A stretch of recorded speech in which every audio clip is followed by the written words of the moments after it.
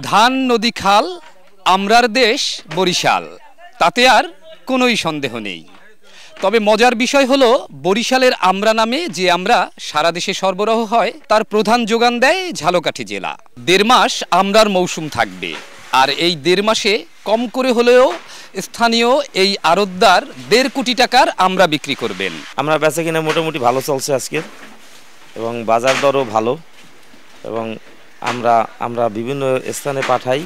এবারের আবহাওয়াটা ভালো, খুব সুন্দর আবহাওয়া, এবং এই জন্য হয়তো ব্যবসায়ীও একটু লাভবান হইতে পারে। আমরা নেসারাবাদ থেকে আসছি এই বেমরুলি বাসমান বাজারে আমরা এবং পেয়ারার কেনার জন্য। এই বরিশালের আমড়াটা খুবই সুস্বাদু। ভাদ্র মাসের মাঝামাঝি থেকে শুরু হয়ে আগামী আশ্বিন মাসের পুরোটা সময় জুড়েই চলবে আমড়ার বিকিকিনি, অর্থাৎ 1.5 মাসেরও বেশি সময় এই ভাসমান বাজারে এবং স্থলে চলে আমড়ার জমজমাট বেচা কেনা।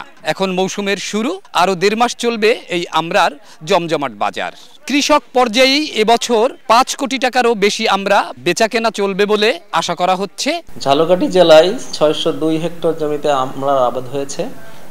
আমরা আশা করছি এখান থেকে 4578 মেট্রিক টন আমড়া উৎপাদন হবে। এই আমড়া যেহেতু একটি পুষ্টিকর ফল এবং এখানে এটি ভিটামিন সমৃদ্ধ, আমরা চেষ্টা করছি এইটার আবাদ কেমনে আরও বৃদ্ধি করা যায়। কৃষকের কৃষি কর্মকর্তারা প্রায় তাদের বাগান ভিজিট করছেন এবং যে সমস্ত সমস্যা তারা লক্ষ্য করছেন সেগুলোর বিষয়ে প্রয়োজনীয় পরামর্শ দিয়ে যাচ্ছেন। এই আমড়া সারা দেশে বিভিন্ন হাত ঘুরে ঘুরে 20 কোটি টাকারও বেশি বেচা কিনা চলবে।